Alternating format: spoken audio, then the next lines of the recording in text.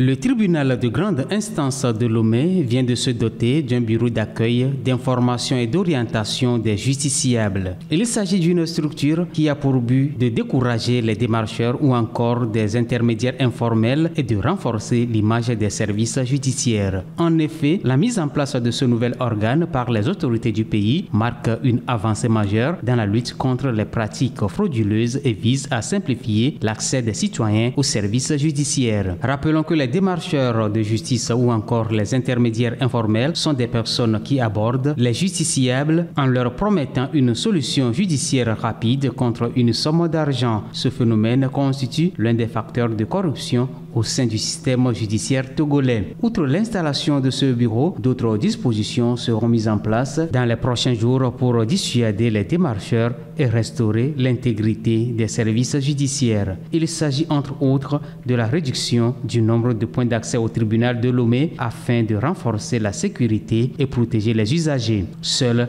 l'entrée principale sera le seul point d'accès ouvert au public. Une délégation ghanéenne séjourne à Lomé depuis mardi. Elle est venue poursuivre les discussions ouvertes sur la délimitation exacte de la frontière terrestre des deux pays. L'objectif de la redélimitation des frontières est de prévenir tout conflit foncier entre le Togo et le Ghana. En 2022, les comités techniques du Togo et du Ghana en charge du dossier étaient arrivés à trouver un terrain d'entente sur la frontière maritime. Le différend frontalier oppose les deux pays depuis 2017 suite à un constat de disparition de certaines bornes. À partir de cette année, les deux pays ont entamé des discussions autour des bornes disparues. Les bornes auraient disparu à cause d'un phénomène naturel ou à cause des activités humaines des habitants des zones concernées. Actuellement, les discussions se concentrent sur les bornes de deux localités frontalières. Il s'agit d'Aflao et d'une localité dénommée Poglo. Les discussions de Lomé permettront aux coordonnateurs des commissions frontalières de s'accorder sur les modalités de délimitation. Rappelons que les travaux de délimitation sont déjà réalisés sur une distance de 350 km. Les travaux de Lomé permettront aux deux pays de protéger leur territoire à travers une délimitation juste et équitable.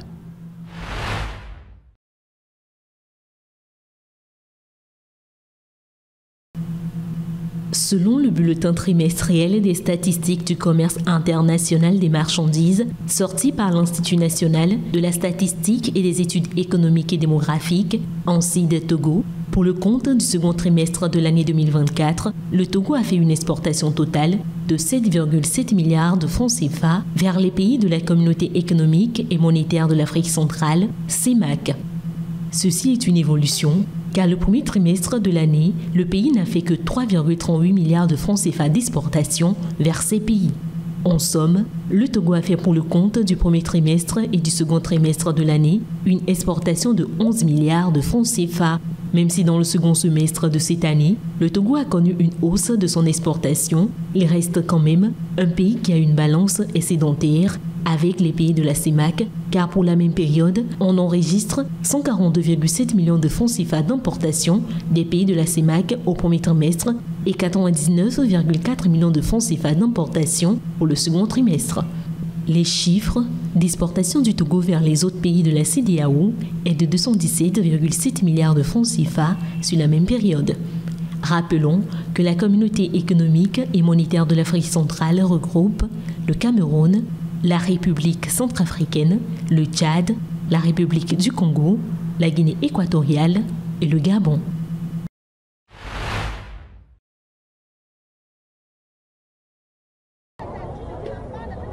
Sur le lac Kivu, le port de Kituku est paralysé.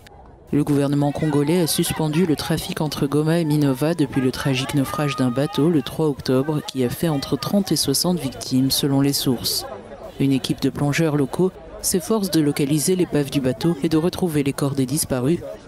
Le bilan provisoire de ce naufrage est de 34 morts, 80 rescapés et plusieurs disparus dont le nombre n'est pas connu. Les coordinations de la société civile de Minova et de Mfunishanga dans le Massissi ont déclaré avoir identifié 163 disparus. Sous pression, les autorités devraient envisager de mettre en place des solutions durables pour garantir la sécurité des voyageurs Le gilet de sauvetage risque d'être obligatoire pour naviguer sur le lac, ce qui complique l'approvisionnement en denrées alimentaires pour les commerçants en pirogue qui ne sont pas équipés. Selon plusieurs sources, les premières victimes pourraient être inhumées ce mercredi à Minova, à la limite entre les provinces du Nord Kivu et du Sud Kivu.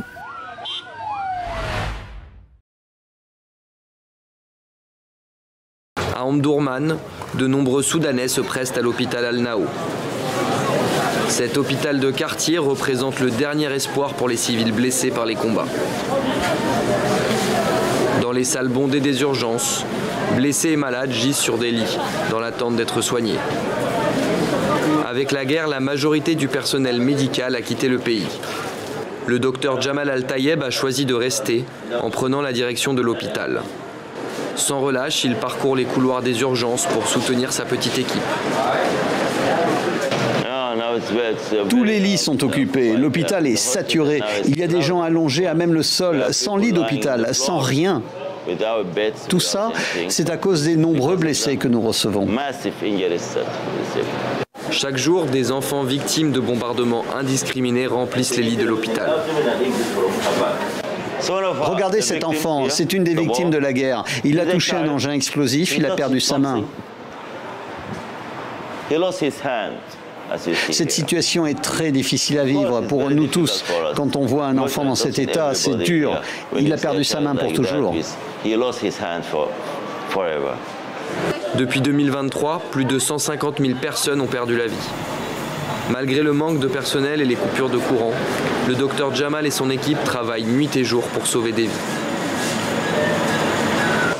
Les milices des forces de soutien rapide ne respectent aucune règle internationale. Ils ne protègent pas les civils. Ils n'apportent aucune aide aux blessés.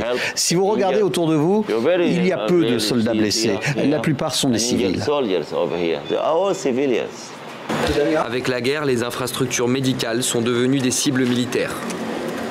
Proche de la ligne de front, la plus grande maternité de la capitale a servi de base aux milices. Reprise depuis peu par l'armée soudanaise, elle est constamment visée par des obus. Regardez, l'obus a tapé ici et là. Dans ces salles d'opération, les miliciens tenaient leur position pour combattre l'armée soudanaise. Ils se postaient ici pour tirer avec leurs snipers. Ils se positionnaient comme ça pour tirer. Le docteur Emad est le directeur de cette maternité. Il venait d'inaugurer sa réouverture au mois d'août, quand un obus a frappé une salle de consultation. Regardez ce qu'ils ont fait, c'est interdit. C'est une maternité et nous essayons de la relancer, malgré les faibles moyens de l'État, en comptant sur les efforts individuels des gens pour que l'hôpital puisse à nouveau servir la population. On ne peut pas apporter la démocratie en bombardant une maternité. Face aux bombardements quotidiens et à l'effondrement du système de santé, l'engagement constant des soignants est le dernier salut pour les civils pris dans les ravages de la guerre. Beyrouth ce mercredi, après une nouvelle nuit de bombardements israéliens. Et une nouvelle nuit dans la rue pour ces déplacés des quartiers sud chiites de la capitale libanaise. Rabi en fait partie. On a fui les bombardements. Nos maisons ont été détruites. Venez voir les déplacés qui ont échoué ici. Ils ont été humiliés. Plus loin, des femmes avec enfants. Derrière les sourires, la peur. Y a-t-il quelqu'un qui n'a pas peur de la guerre? En plus, nous avons un bébé. Dieu nous aide, nous et les Libanais. Quelques heures plus tôt, le Premier ministre israélien s'est adressé directement aux Libanais. Vous rappelez-vous quand le Liban était appelé la perle du Moyen-Orient? Moi oui. Qu'est-ce qui s'est passé? Une bande de tyrans et de terroristes l'a détruit. Le pays est plongé dans le chaos et dans la guerre. Netanyahou pointe vers l'Iran, responsable, dit-il, du malheur des Libanais, qu'il appelle à prendre parti contre le Hezbollah. Je vous le dis, peuple du Liban, libérez votre pays du Hezbollah pour que cette guerre prenne fin. Vous avez l'occasion de sauver le Liban avant qu'il ne tombe dans l'abîme d'une longue guerre qui mènera à la destruction et à la souffrance, comme à Gaza. Des menaces Une nette évolution du discours israélien en 10 jours d'opération terrestre au Liban. L'objectif jusqu'ici, mettre fin à 1 an de tir du mouvement chiite libanais pro-iranien sur le nord d'Israël afin de permettre aux déplacés israéliens de rentrer chez eux. Réponse du Hezbollah, de nouveaux tirs de roquettes sur Haïfa, interceptés par les systèmes de défense israéliens ce mercredi. Israël a-t-il le feu vert de Washington, les mains libres au Liban? Le Hezbollah se dit prêt à un cessez-le-feu déconnecté de la guerre à Gaza, note ce porte-parole du département d'État. Des discussions sont en cours par médiateurs interposés, confirme Matthew Miller, alors que la riposte d'Israël en Iran reste d'actualité. Le président Biden et le premier ministre israélien ont rendez-vous au téléphone ce mercredi.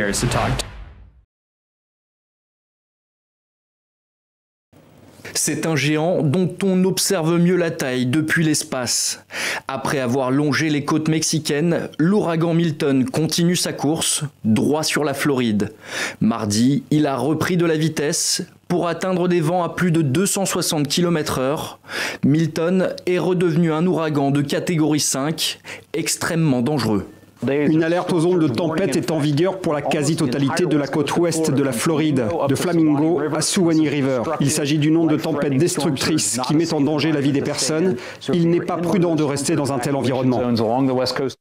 Alors que Milton se rapproche, sur l'autoroute 75 de Floride, un flot régulier d'évacuation. Dans de nombreuses villes d'ordinaire densément peuplées, les rues sont devenues désertes. Plus loin de la côte, à Fort Myers, malgré le risque moins élevé, tout le monde se prépare. C'est notre première fois, alors nous avons un peu peur et nous avons préparé de la nourriture et des encas. J'espère que l'ouragan nous évitera un peu, mais oui, nous sommes prêts. Certains ont quitté leur ville voisine pour se réfugier ici, sans savoir ce qu'ils retrouveront après le passage de l'ouragan. J'aurais pu rester, j'aurais pu tenter ma chance. Je connais d'autres personnes dans ma zone qui ne sont pas en train d'évacuer. Mais je me suis dit, bon, je vais juste faire un petit séjour de vacances et jouer la sécurité. Vous savez, et espérer que ma maison sera là quand je reviendrai. Alors que la côte ouest de Floride se remet à peine des dégâts causés par l'ouragan Hélène 2 semaines auparavant, l'ouragan Milton devrait faire son impact dans la nuit de mercredi à jeudi.